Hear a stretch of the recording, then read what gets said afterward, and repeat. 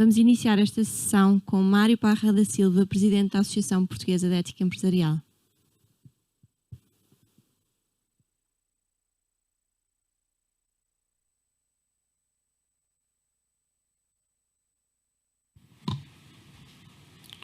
Bom dia a todos os que nos seguem aqui na sala, não muitos, mas acima de tudo um grande bem-vindo àqueles que nos seguem via Zoom, via vídeo, via streaming e que acompanham esta semana dedicada à temática ESG desde segunda-feira. Hoje é sexta e, portanto, é difícil surpreendê-los com mais um evento. Mas este evento que vamos ter agora, vamos dedicar hora e meia a falar sobre ética. Bom, é um tema um bocadinho difícil. Desde o início este tema foi sempre particularmente difícil. Nós fundámos a Associação de Ética Empresarial há 20 anos atrás, exatamente há 20 anos atrás, em 2002, e na altura o termo ética era um termo pouco educado. Não se falava de tal coisa, não era fino falar de ética, porque ética estava muito próximo do termo moral e um pouco na ressaca do 25 de Abril, tudo o que era moral era acrescentado com um ismo, moralismo, e tinha uma conotação negativa. E a ética tinha também uma conotação algo negativa. Era considerada algo que não estava na moda, não existia, não tinha interesse, não era necessário. A quantidade de formações em ética que existiam há 20 anos atrás era muito próximo do zero. Havia uma ou outra exceção honrosa, como por exemplo a exceção da Ordem dos Engenheiros, que tinha uma formação sistemática em ética dada pelo professor José Manuel Moreira, que aliás, não por coincidência, foi a autoridade académica que esteve na base da APE, a quem, mais uma vez, de muitas vezes, lhe agradeço o contributo teórico e o impulso prático que deu para a criação da associação. Ele era na altura professor da Universidade de Aveiro. Nós hoje continuamos na APE a ter simbolicamente a nossa sede nessa zona, em Águeda, e a ter uma relação muito próxima, muito estreita com essa comunidade de empresários que, mais do que qualquer outra em Portugal, sentia naquela altura já a necessidade da componente ética nos negócios. Porque era disso que estávamos a falar, por isso lhe chamámos ética empresarial. Não se trata da ética do indivíduo. A ética do indivíduo é resultante, como o próprio nome indica, daquilo que ele aprende em casa. É isso que significa ética. Resulta do ethos, ou seja, resulta da formação da personalidade a partir dos elementos educativos da personalidade. Logo mais os pais, mas depois a escola, o ambiente onde vive, o contexto civilizacional onde a pessoa é criada, confere-lhe uma instintiva capacidade, e eu digo instintiva porque muitas vezes não é mesmo nada consciente, para distinguir o que é correto e o que é incorreto, o que é bom e o que é mau. Aliás, há pessoas que, perante um determinado ato que dá origem a um sorriso, não é preciso. Ainda ontem eu ouvi a pessoa responder, foi assim que eu fui educada. E pronto, é assim. Educaram-me assim. E isso é o que eu considero correto. Ética era uma palavra em uso na Grécia e já era um tema de discussão há 3.000 anos atrás.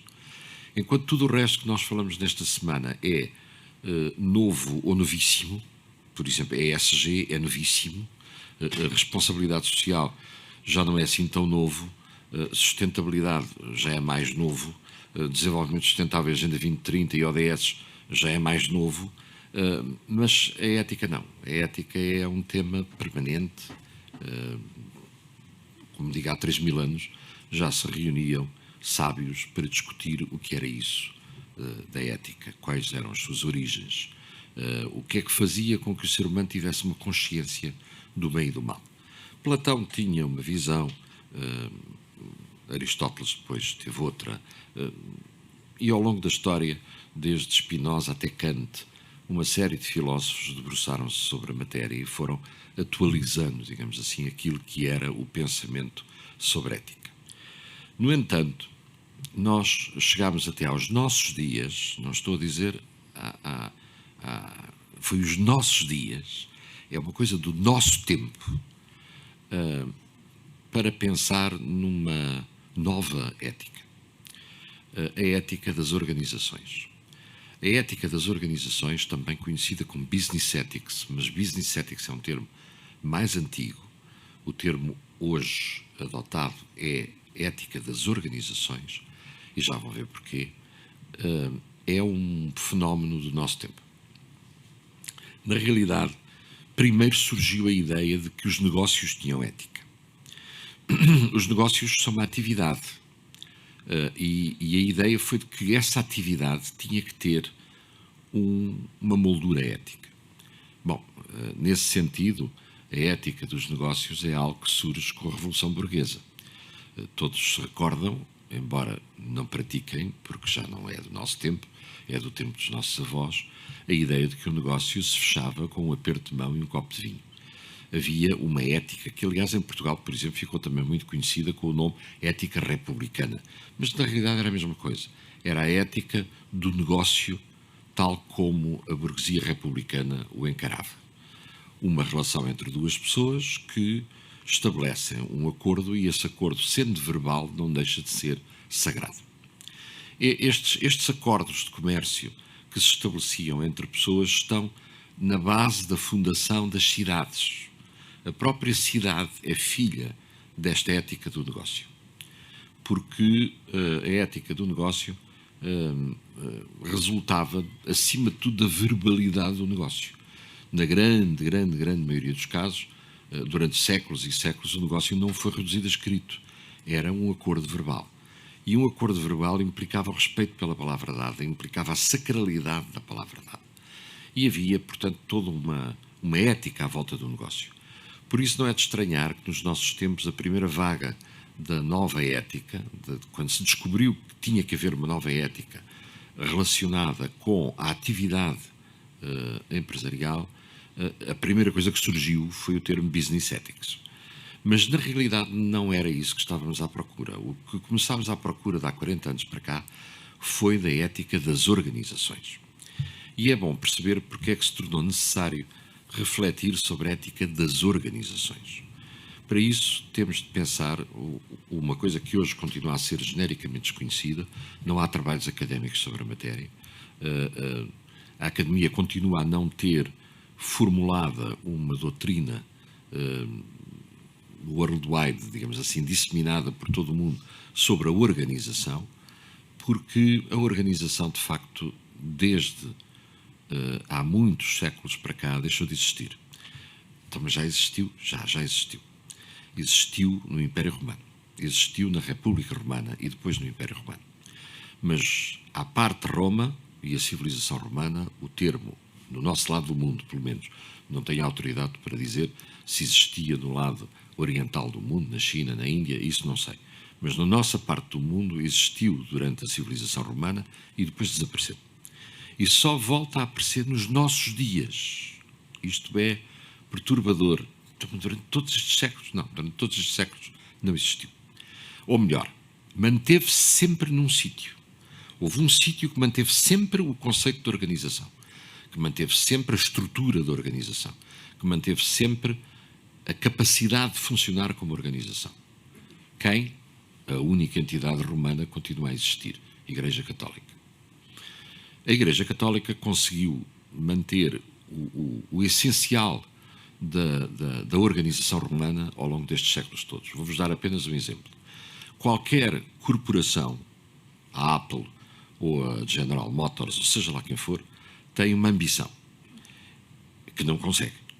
É fazer que entre o mais simples, o mais próximo do cliente, dos seus empregados, tenha a relação mais direta possível com o topo da organização. Idealmente que entre o mais básico dos seus funcionários e o topo da organização haja apenas um nível intermédio, hierárquico. É totalmente impossível nas organizações comerciais, empresariais, totalmente impossível, mas verdadeiro na Igreja Católica. Na Igreja Católica, entre o Papa e o Padre, há um único nível, chamado Bispo. Mais ninguém. Porquê é que a Igreja Católica consegue ter esta extraordinária eficácia organizativa, a ponto de não necessitar de cadeia de transmissão, senão um único nível intermédio entre o topo e a base? Porque a Igreja Católica descobriu, desde há muitos séculos, aquilo que nós só descobrimos agora, há 3 anos. 4 anos atrás. É que o verdadeiro motor das organizações é o propósito. E existindo um propósito, não é necessário haver comando. Ora bem, como é que chegámos aqui? Como é que chegámos ao ponto de perceber que as organizações se autodirigem desde que tenham um propósito? Bom, foi um longo caminho. Primeiro, o grande passo, mantendo-me no mundo das organizações comerciais, no mundo dos negócios, o primeiro grande passo foi a necessidade que os detentores de dinheiro, ou dito de outra maneira, de capital, sentiram de criar uma máquina entre eles e o cliente. Essa máquina, inicialmente, quando surgiu, era apenas uma extensão da própria família. Aqui em Portugal ainda encontram muitas empresas em que os empregados, eu posso dizer-vos onde é que encontram isso, eu trabalhei com empresas assim, onde entre o detentor do capital, normalmente uma família, e o cliente, há um conjunto de empregados, por vezes 100, 150, por vezes uma aldeia inteira. Esses empregados são considerados parte da família no conceito alargado. Muitas vezes são mesmo primos, ou sobrinhos, ou famílias clientes mais afastadas. Mas não há o conceito de organização, há um conceito de trabalham para nós. E, de alguma maneira, esse conceito até é um pouco paternalista, porque implica um agradecimento à família que dá o emprego pelo facto de se ter a possibilidade de trabalhar para ela. Não há conceito de organização. Em muitas corporações, este conceito manteve-se até aos nossos dias, o que é uma coisa misteriosa. Como é que é possível que esta ideologia, digamos assim, tivesse tido tanta força? Tinha força porque era eficaz, porque funcionava, porque dava resultado. Primeiro criava relações fortes de fidelidade e de lealdade. Depois criava relações fortes também de sentido de dever para com os empregados, da parte dos empregadores. Depois criava um sentido forte de identidade. Pertencemos. Reparem que muitas das grandes corporações começavam por ter nomes de família. Eram os. E, portanto, a ideia de que se trabalhava para a família, era uma ideia forte. E funcionou muito bem. Até que, por volta dos anos 70 do século passado, já lá vão quase 50 anos, houve alguns teóricos que deixaram de ser teóricos e foram para a realidade prática da vida das organizações na sociedade e descobriram algumas discrepâncias curiosas. Primeiro, as organizações eram concebidas como máquinas. Todo o conceito da organização era à volta do mecânico. Os tempos modernos do Charles Chaplin refletem isso bem. O mecânico. Aliás, as analogias eram mecânicas. Uma empresa que funcionava bem era uma máquina bem oleada. Quando os quadros intermédios funcionavam bem, era uma correia de transmissão impecável. Era tudo mecânico. E o mecânico, sem as pessoas se aperceberem disso, tem, no entanto, uma particularidade. É que só se move porque há um motor central. E o motor central transmite a energia à máquina toda. Pensou-se que as organizações deveriam ser isto, a partir do motor central, que estava ligado à firma, à companhia, à empresa, ao conceito central de capitalismo de proprietários, de shareholders. Esta estrutura funcionava bem. Aliás, até se generalizaram algumas anedotas, como: não estás cá para pensar, estás cá para fazer o que te mandam. Ou até escolas de organização que tentavam funcionar de acordo com este conceito, como a Organização e Métodos, que foi uma grande escola de organização e de gestão, que procurava tornar a transmissão mecânica tão oleada, tão perfeita, tão eficaz quanto possível, mas continuava a ser, segundo o conceito de: há um cérebro pensante no centro da organização, no topo da organização, melhor dizendo, e daí derrama-se a ordem. O que acontece é que, perante os desafios da prática, as pessoas começaram a funcionar de maneira diferente, mas não se atreviam a dizer nada a ninguém. Isto é, as pessoas pensavam, mas como era proibido pensar, não diziam. As pessoas reagiam, mas como era proibido reagirem por si próprias, não diziam nada a ninguém. E então havia organizações onde pensar e reagir por si próprio era totalmente proibido. E havia organizações onde um certo laxismo de gestão levava a que pensar e reagir por si próprio fosse viável.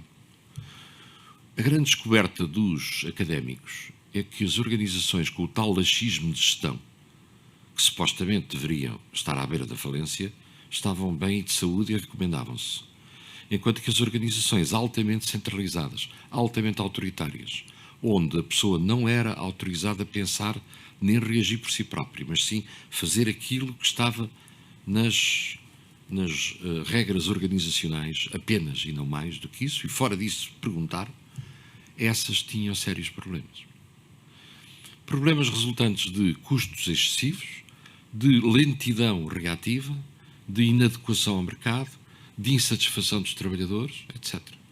Enquanto que as organizações com maior laxismo de gestão central acabavam por permitir às pessoas essa liberdade de reação e de movimentos e tinham maior ajuste ao mercado, eram mais atentas ao que se passava, a informação fluía mais depressa, as decisões eram tomadas de maneira mais rápida e mais próxima da necessidade e prosperavam. Isto era um contrassenso, porque significava que a doutrina que estava em vigor não produzia os resultados previstos e, pelo contrário, era o inverso da doutrina em vigor que produzia resultados. Quando isto se tornou muito evidente, surgiram uma série de novas doutrinas de gestão, e eu vou-vos falar apenas de uma que, para mim, foi aquela que provocou o salto, o turning point, chamada empowerment. O empowerment foi assumir que as pessoas tinham cérebro. Se as pessoas tinham cérebro, era melhor dar-lhes poder. Se se desse poder às pessoas, contando com o cérebro que elas tinham, a organização, em vez de ter um cérebro central, o equivalente ao tal motor que punha tudo em movimento, e que tomava as decisões todas e fazia o planeamento todo, em vez de ter um cérebro central, por mais espantoso que ele fosse, não chegava aos calcanhares de uma empresa onde uma network, uma rede de cérebros, funcionava para um determinado fim. Claro que isto acontece na mesma altura em que estamos a passar do conceito de mainframe com postos estúpidos, com terminais estúpidos, para o conceito de rede informática. Eu sou desse tempo, sou muito antigo, não é? Tenho 70 anos. E eu lembro muito bem do que era o esforço de criar terminais, mas sempre com um único grande processador central, algures numa casa onde havia uns senhores vestidos de branco, que eram as pessoas que tomavam conta do computador. Estão a ver? O conceito de 2001, Odisseia no Espaço. E depois só havia terminais onde nós íamos e o terminal acordava e dizia-nos bom dia. E dava-nos uma coisinha a pescar, assim, verde, em fundo verde. E depois nós, respeitosamente, colocávamos o nosso pedido. E, de repente, pela mão de algumas pessoas, nas quais destaca acima de tudo Steve Jobs, da Apple, nós começámos a ter processamento distribuído. E em vez de terminais estúpidos, começámos a ter terminais inteligentes e capacidade de processamento local. E não é alheia a esta mudança tecnológica a mudança que houve no conceito organizacional. Afinal de contas, nós podíamos continuar a ter um mainframe no centro da organização, mas cada pessoa funcionar como um terminal inteligente com a sua própria capacidade de processamento. O que ela tinha era de recorrer ao mainframe para receber orientações. E daí começa o conceito do empowerment. O conceito do empowerment traz uma consequência completamente inesperada, que ninguém tinha previsto. É que se a pessoa tem capacidade para tomar decisões com o seu próprio cérebro, é bom saber o que é que ela tem dentro do cérebro. Porque se o que ela tem dentro do cérebro é maldade e más intenções para com clientes, para com a organização, para com os colegas, tudo o que ela vai fazer vai ser mau. Mas se ela tiver sentimentos, instintos, orientações, valores, princípios de lealdade, de serviço, de sentir a responsabilidade pela função que lhe foi dada, então o que ela vai fazer é bom. Ou seja, subitamente a questão da ética desta pessoa colocou-se. Ok? Então está resolvido. Nós só temos que recrutar pessoas que tragam para dentro da organização esses bons valores. Pois. Mas é que os valores de organização para organização variam. Isto é, o core central de valores, esse é o mesmo. É o mesmo qual? Então, nós somos todos cristãos, basicamente. Não é bem assim. Há cristãos e cristãos. Estou a falar, por exemplo, dos Estados Unidos. Há pessoas que não são cristãs. Há pessoas que não são de religião nenhuma. Há pessoas que não tiveram qualquer tipo de educação filosófica ou religiosa. Não sei. Vamos dar como assumido que a pessoa traz valores? Pode não trazer. Good point. Então, para além disso, depois tem outra coisa, é que há valores de tipo universal. Mas depois, cada organização tem os seus valores mais adequados à sua sobrevivência. Por exemplo, uma determinada organização deve eleger como valor central a modéstia. Porquê? Então, para isso ser coerente com o próprio produto que vende. Outra organização deve eleger como valor central, para além dos core, dos valores, o seu próprio valor central, a inovação. Pois, o espírito inovador, o estar sempre à procura, ou seja, não ficar conformado com o que há, mas estimular nas pessoas o desejo de... Pois, por exemplo, há organizações onde o trabalho é feito essencialmente por uma pessoa sozinha, mas outras não. Outras exigem um fortíssimo e um constante espírito de equipa. Então se calhar, isso é cultura organizacional. Sim, mas cultura organizacional é outro nome para uma ética da organização, que está lá dentro embebida, está lá dentro implícita, não afirmada, mas está lá. Muitas vezes essa ética, essa cultura organizacional, aparece em frases simples como essa: oh menina, a gente aqui faz as coisas desta maneira, que é dito por um diretor, por um chefe, por um capataz, por um sargento que está lá há 30 anos e tem muito embebida dentro dele a forma como a gente faz aqui as coisas. Pronto. É correta? Não é correta? Não sei. Provavelmente teremos que criticar. Criticar no bom sentido do termo. Criticar no sentido de pôr em cima da mesa e analisar. E depois, será que aquilo que eram os valores bons numa determinada organização, muito mecânica, há 20 anos atrás, continuam a ser os bons valores hoje? Ou teríamos que os rever, teríamos que os adaptar, teríamos que os analisar, teríamos que os tornar mais adequados à amostra humana que hoje compõe a organização? Começou a reflexão ética sobre a ética nas organizações. A certa altura, o capitalismo também mudou e deixou de ser um capitalismo de shareholders para passar a ser um capitalismo de stakeholders. E as organizações deixaram de ser organizações comandadas pelo Sr. Ministro, que depois dava ordens ao Sr. Diretor-Geral, ao Sr. Secretário de Estado, que dava ordens à administração, que dava ordens a toda a gente que lá trabalhava, para passarem a ser organizações que, apesar de pertencerem à administração pública, central ou o que fosse, tinham a sua própria natureza organizacional e consciência de si. Ou seja, era uma organização. Este conceito da organização como uma espécie de pessoa demorou muito tempo a chegar a nós. É dos nossos dias. Quando digo dos nossos dias, digo agora. Só desde há 2 ou 3 anos para cá é que eu ouço toda a gente dizer uma coisa que nós, na APE, dizemos desde o início, porque fomos fundados assim e porque estávamos na ISO 26000, onde estes conceitos foram criados, que é uma organização, é uma pessoa que recebe o ser quando recebe a licença para operar. Porque todas as organizações recebem uma autorização para operar. De quem? Da sociedade. Qual é a forma que reveste essa autorização para operar? Olha, é o número de contribuinte, é a existência legal, é a responsabilidade legal. Quando uma organização tem responsabilidade legal, existência legal, tem o direito de cobrar, tem o direito de litigar em tribunal enquanto organização, tem o direito de abrir uma conta enquanto organização, tem um número fiscal, tem um número de identificação. É uma pessoa, chama-se pessoa coletiva. Essa pessoa coletiva existe porque a sociedade lhe deu uma autorização.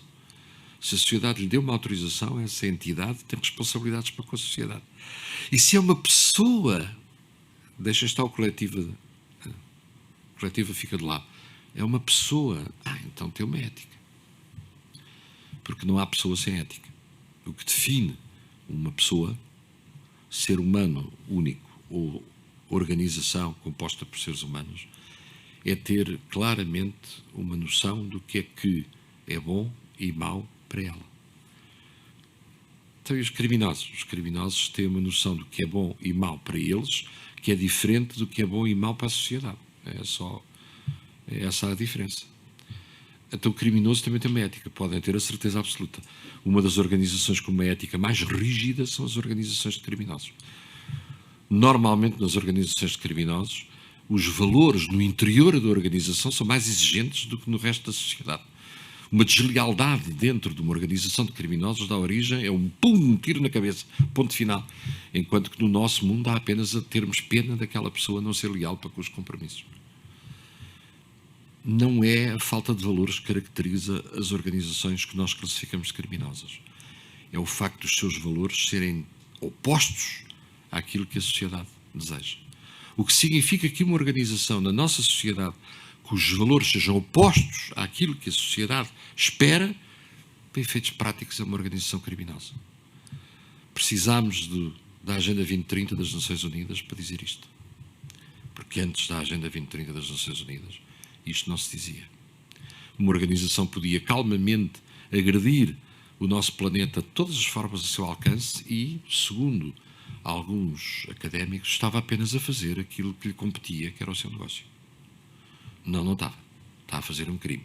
E foi necessário esperar pela carta do Larry Fink de 2018 para ele dizer com todas as letras: qualquer organização de negócio tem que ter um propósito. E o propósito é ser parte da solução e não ser parte do problema. E se cria problemas, também tem de criar as soluções para os resolver. Não pode criar problemas e esperar que alguém os resolva, porque isso é ser uma organização criminosa. E uma organização criminosa, eu não quero ter lá o dinheiro. Eu também não. Portanto, hoje a ética das organizações é uma ética, diria, adulta. Existe. E a prova disso está na enorme quantidade de organizações empresariais e outras que criaram os seus próprios códigos de ética e estão a implementá-los e a difundi-los, e até a lei, pela primeira vez, há 6 meses atrás, a lei portuguesa exigiu um código de ética. Fantástico. Chegou ao legislador português. Demorou, mas chegou. Através da legislação sobre combate à corrupção. Já tinha aparecido a exigência do código de ética na legislação relacionada com o regulamento de proteção de dados, mas vai vir com muito mais intensidade nos próximos tempos, conforme o conceito de organização passa de uma concepção piramidal e mecânica para uma concepção circular e química, em que as pessoas são parte integrante da organização e não meramente recursos humanos. A ética nas organizações dignifica o trabalho como nunca aconteceu no passado. Porque em vez de termos uma pessoa a quem nós compramos a força do trabalho ou compramos a prestação do seu cérebro, nós passamos a ter uma pessoa que é parte dos ossos, do sangue, da carne da organização, com os seus valores, com os seus princípios, com o seu empenhamento, com o seu desejo, com o seu propósito.